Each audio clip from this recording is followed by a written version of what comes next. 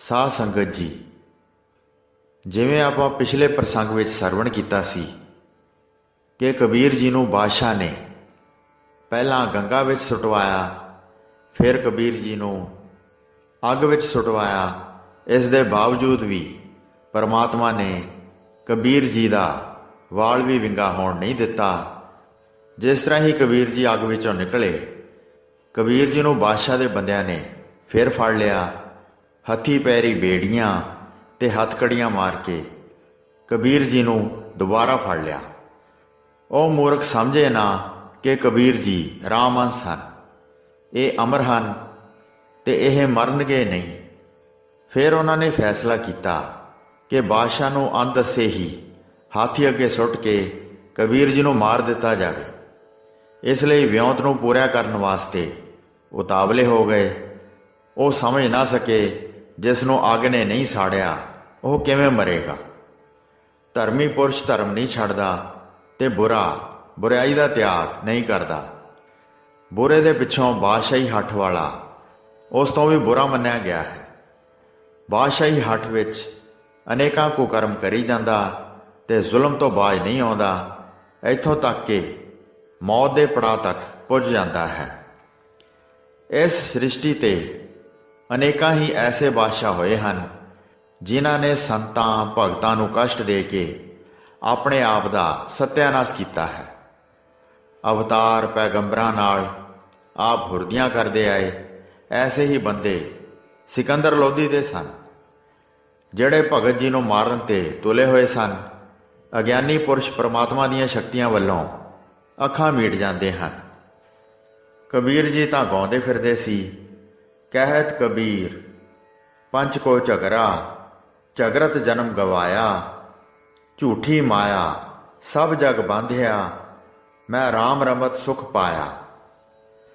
ਪਰ ਬਾਦਸ਼ਾਹੀ ਦੇ ਬੇਸਮਝ ਲੋਕਾਂ ਨੂੰ ਉਹ ਕੋਈ ਵਰ ਸਰਾਪ ਨਹੀਂ ਦਿੰਦੇ ਸਨ।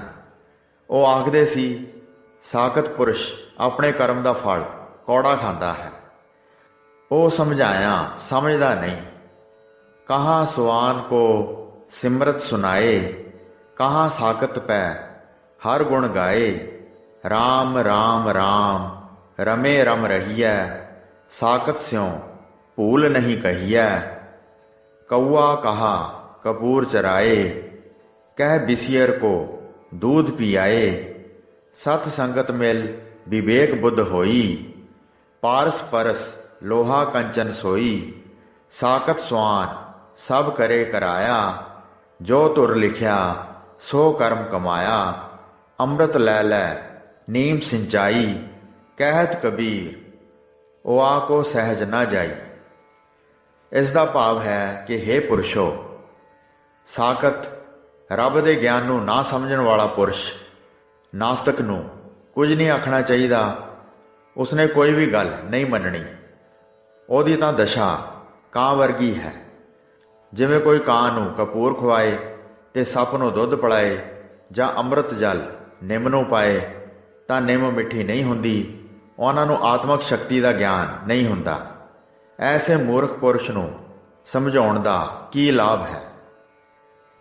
ਸੋ ਬਾਦਸ਼ਾਹ ਦੇ ਬੰਦਿਆਂ ਨੇ ਇਹ ਫੈਸਲਾ ਕੀਤਾ ਕਿ ਕਬੀਰ ਜੀ ਨੂੰ ਮਸਤ ਹਾਥੀ ਅੱਗੇ ਸੁੱਟਣਾ ਹੈ।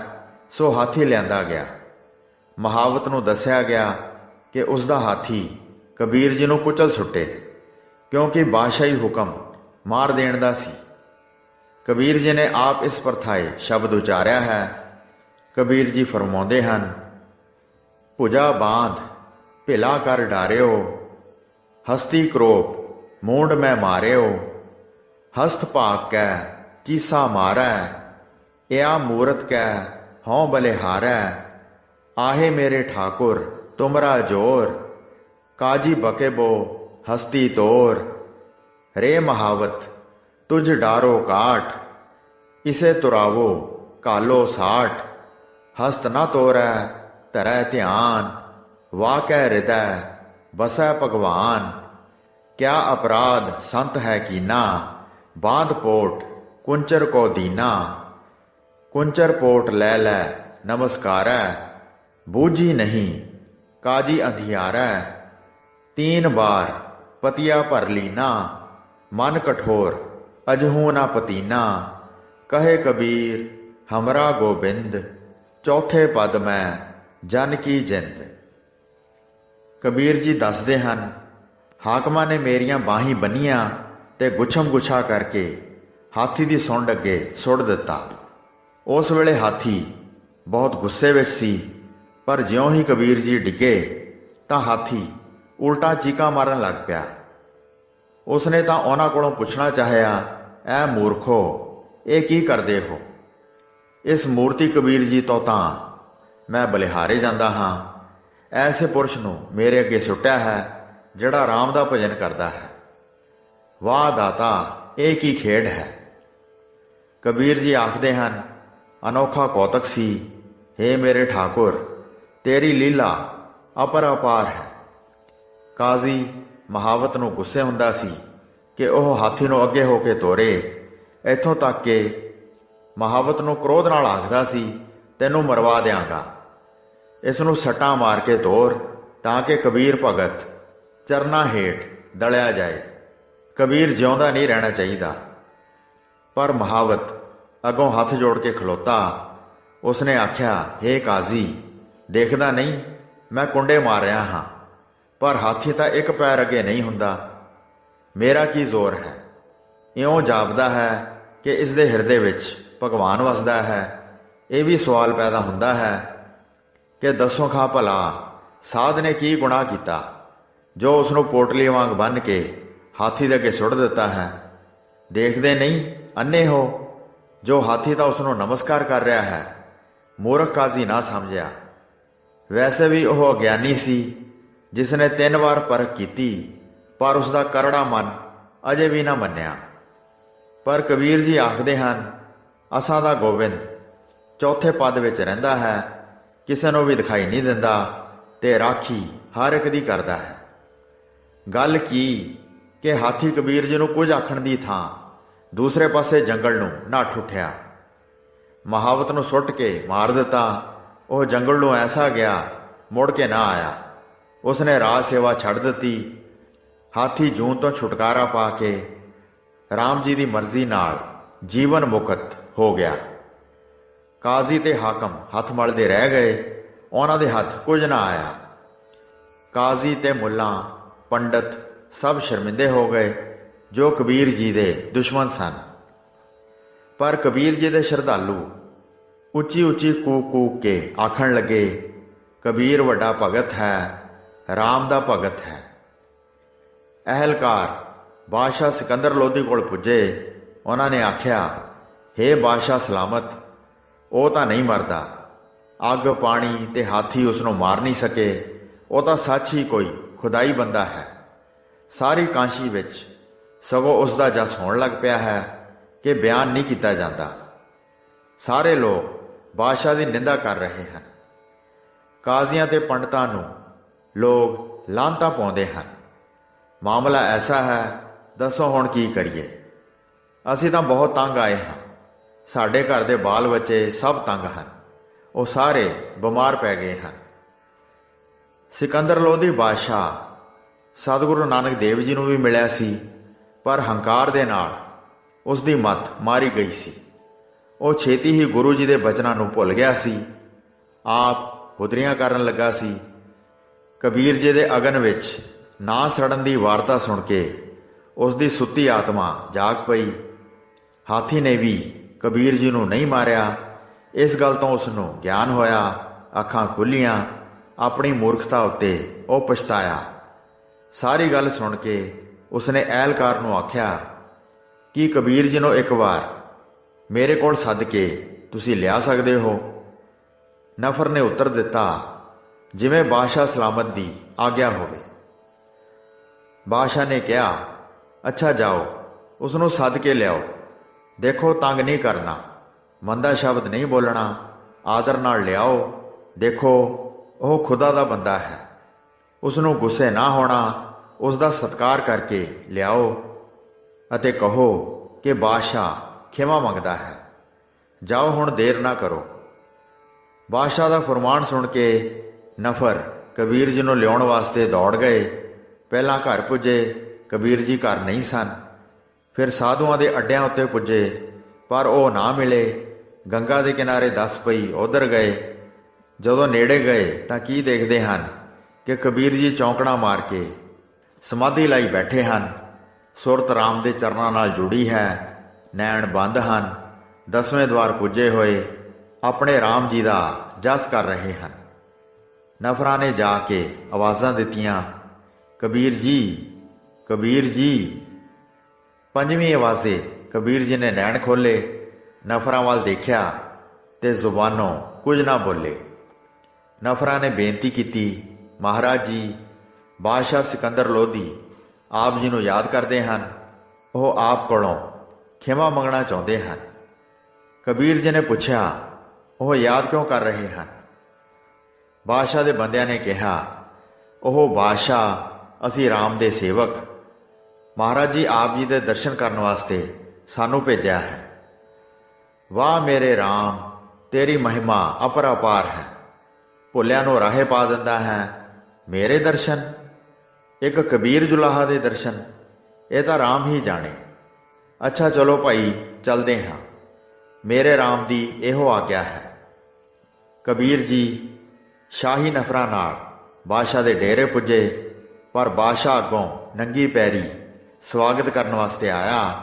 ਉਸਨੇ ਝੁੱਕ ਕੇ ਕਬੀਰ ਜੀ ਨੂੰ ਸਲਾਮ ਕੀਤੀ। ਅੱਗੇ ਤਾਂ ਆਪ ਸਲਾਮ ਕਰਾਉਣ ਵਾਸਤੇ ਕਬੀਰ ਜੀ ਨੂੰ ਮੌਤ ਦਾ ਹੁਕਮ ਦਿੰਦਾ ਸੀ। ਹੁਣ ਆਪ ਕਬੀਰ ਜੀ ਦੀ ਚਰਨੀ ਲੱਗਾ।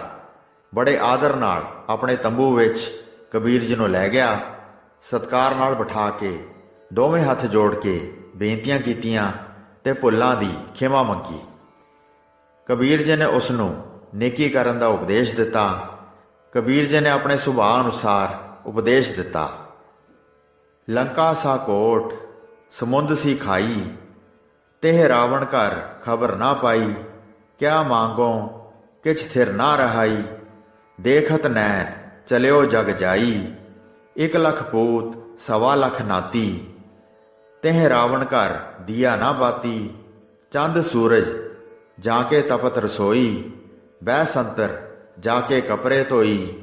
ਗੁਰਮਤ ਰਾਮੈ ਨਾਮ ਬਸਾਈ, ਅਸਥਿਰ ਰਹੈ ਨਾ ਕਤਹੂੰ ਜਾਈ। ਕਹਿਤ ਕਬੀਰ ਸੁਨੋ ਰੇ ਲੋਈ, ਰਾਮ ਨਾਮ ਬਿਨ ਮੁਕਤ ਨਾ ਹੋਈ।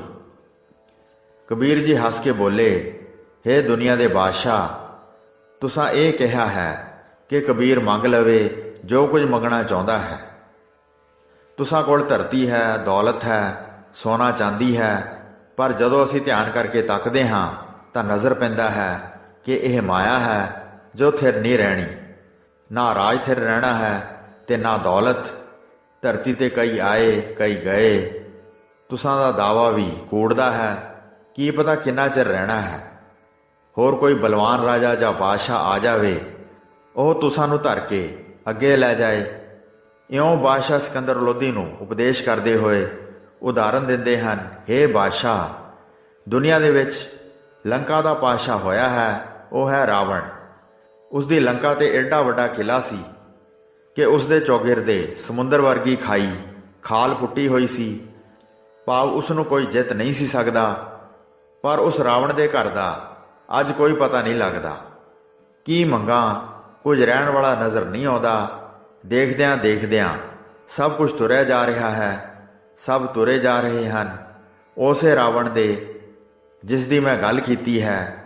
1 ਲੱਖ ਪੁੱਤਰ ਸਨ ਤੇ 1.25 ਲੱਖ ਧੀਆਂ ਸਨ।